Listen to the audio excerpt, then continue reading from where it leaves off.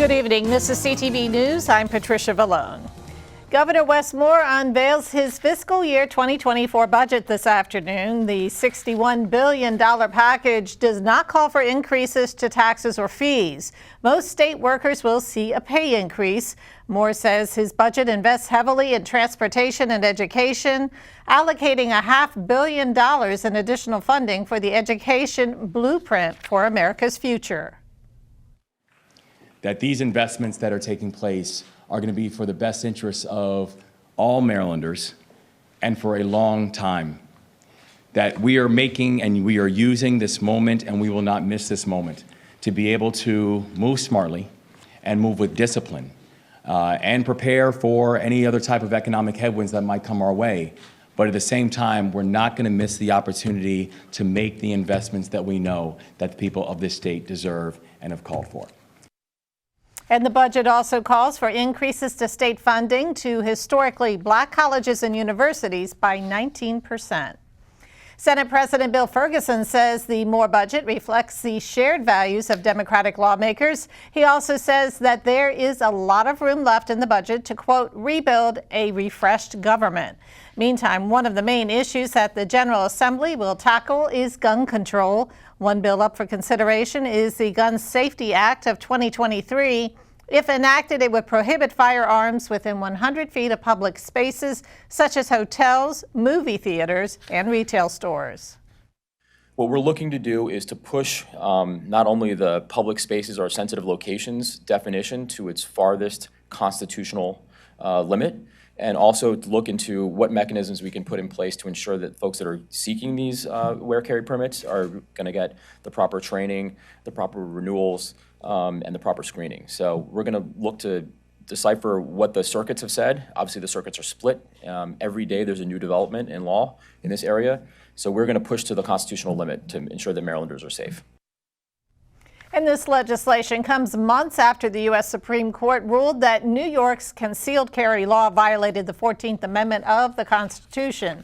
In response, Maryland lifted the requirement that gun owners needed to show a special need for protection to carry a gun in public. Well, a Largo resident says a nearby park is flooding her backyard with disastrous consequences. Charisma Harley's inherited the home from her late grandmother. She says the house backs up against Watkins Park, and when it rains hard, the yard becomes so flooded that it can take wading boots to trudge through it. She says officials have acknowledged that the flooding issue originates from the park, but even though she has been asking both Prince George's and park officials for assistance, she has yet to receive anything. Meantime, her pool and basement have been destroyed from the flooding.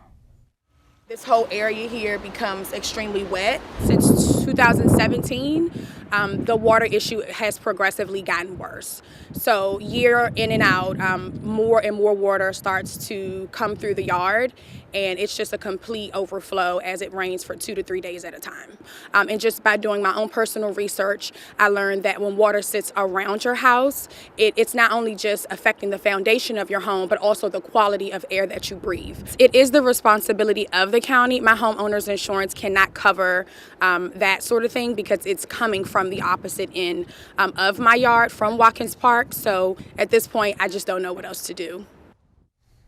Now, Harley says she would like to see the water problem completely eradicated from her property, as well as reimbursement for damages to her pool and a crack in her basement wall. Meantime, she's also concerned about indoor air quality now that dampness is seeping in on the basement level.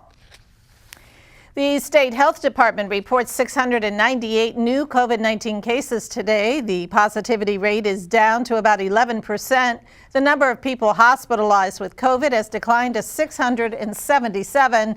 Yet, unfortunately, 9 people have succumbed to the virus in the last 24 hours. Montgomery County officials are worried about a rising number of teenage drug overdoses. Youth opioid overdoses more than doubled last year. There were 48 in 2022 compared with 27 the previous year. Officials are urging parents to be vigilant about illegal drug activity and to seek out help. Montgomery County had 11 fatal overdoses last year. And you are watching CTV News. I'm Patricia Vallone. We will be back in just a moment.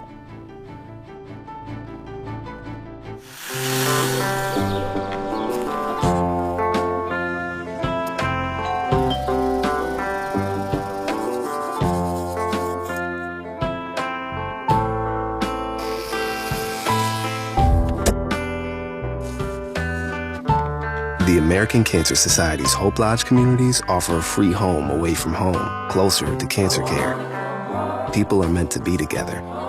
Donate to help keep it that way. Welcome back. Well, Prince George's police are investigating a fatal car collision. It happened about 5 p.m. yesterday near the intersection of Forest and Stewart Roads. Detectives say the incident involved 3 cars. One driver was rushed to the hospital where he later died.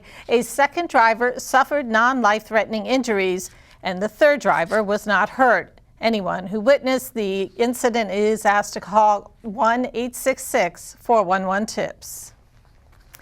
MARC trains are back up and running. That was not the case earlier this morning. All trains from Baltimore to Washington were suspended from 4 a.m. to about 10 a.m. Transit officials say the cause was due to a system-wide communications issue. No other details about the lengthy delay have been released. A recent report by the Maryland Attorney General's office about sexual abuse by priests and other predators is now in the hands of the court. It will now decide if information about the investigation should be released to the public.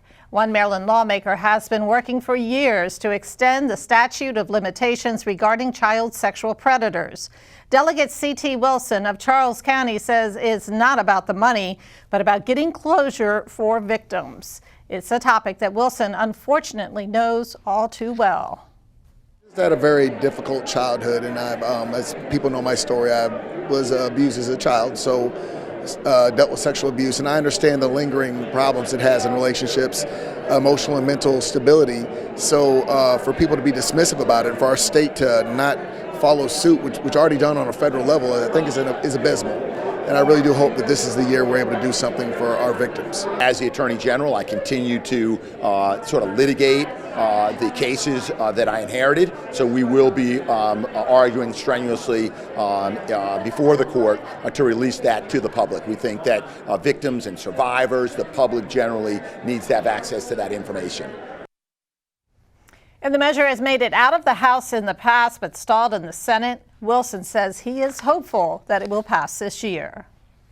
Well, Prince George's leaders discussed their health funding wish list for residents. County Executive Angela Alsobrook says health care delivery is a huge issue, including behavioral health services. Last year, a trust fund was set up, but leaders say more funding is needed. Within behavioral health is to create a commission to look at our behavioral health services across the state. This will be a multi-year commission that will step back and take a broader look and say, hey, how are we doing with regard to behavioral health for our Marylanders? And what do we need to do from a more holistic standpoint to make sure that we are doing best by them? We were able to get funding last legislative session to build a cancer center in Prince George's County, and we still have a great need to expand bed space in Prince George's County. So we'll be working to really solve some of the critical health issues we have. Most Prince Georgians leave Prince George's County to get their health care. We're looking at about 70% of our residents who have to leave Prince George's County for health care. This is unacceptable. And the county is also working on getting expanded funding for the 988 suicide prevention hotline. An annual anti-abortion march returned to the nation's capital today for the first time since the Supreme Court overturned the landmark Roe v. Wade case, which legalized abortion. Thousands of pro-life supporters turned up for the 50th annual March for Life concert rally in March. The group rallied at the National Mall and then marched to the steps of the U.S. Capitol. And still ahead here on the News, your Friday sports page. Stay with us. Simon Bugs here, and coming up, I'll be talking to you all about some great games that are coming on tomorrow. Stay right there, you don't want to miss it. Hey look, I've been thinking about this thing, right? This pandemic, it just isn't over yet. Look, we got the vaccines. I got mine. You might have yours. And when you get that, it's kind of tempting. You want to go to the beach. You want to show up at the club. I'm not scolding you or nothing like that. I'm tired of doing my shows with no audience. I'm a performer. I get it. But listen to this. Don't think just because you got the vaccine that you could just go crazy. We are not quite there yet. Don't let your guard down now. Just follow the current safety guidelines. Wearing your mask is the best way to get it done. I know the mask is hot. I got it. But you know what's hotter than these masks? staying healthy. Now that's hot, and that's pretty fly if you ask me. Now we need to all keep it together, okay? This is Uncle Steve telling you this. Let's unite to prevent.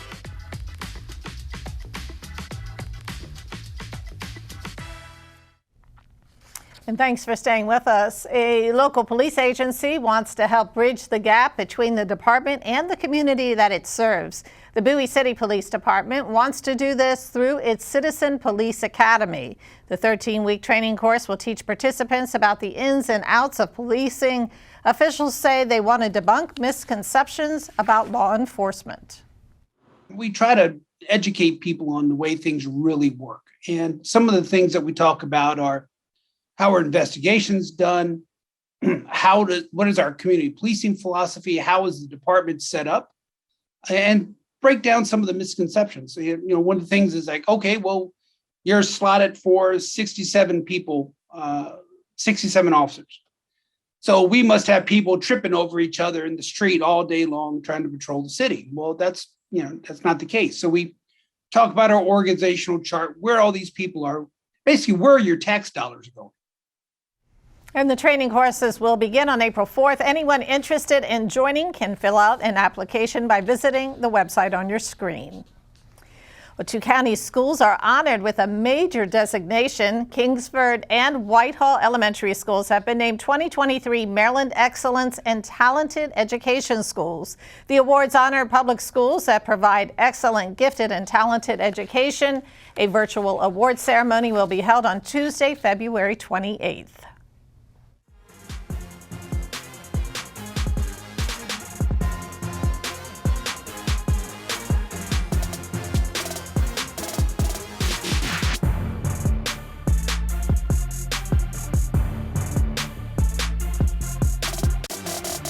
PGCC men's basketball team has had an impressive season so far. The team is currently 14-2 and have won 9 games in a row. The Owls will look to move to 15-2 as they take the court against Pennsylvania Highlands Community College tomorrow at 4 o'clock. Sticking with college basketball, the Bowie State men's basketball team will look to grab a win as they take on Virginia Union University tomorrow at 3 o'clock. And finally, the Capitals will play tomorrow as well as they take the ice against the Vegas Golden Knights at 10 o'clock. Simon Buggs, CTV Sports. Thank you for that report. And now let's check on your weather forecast. Tonight, mostly clear with lows around 31. Saturday, mostly sunny, highs in the upper 40s. Sunday, snow possible in the morning, followed by rain, highs near 44. And Monday, partly sunny, high temperatures again in the 40s. And that is your CTV News Update. I'm Patricia Vallone. Have a great weekend. We'll see you back here on Monday.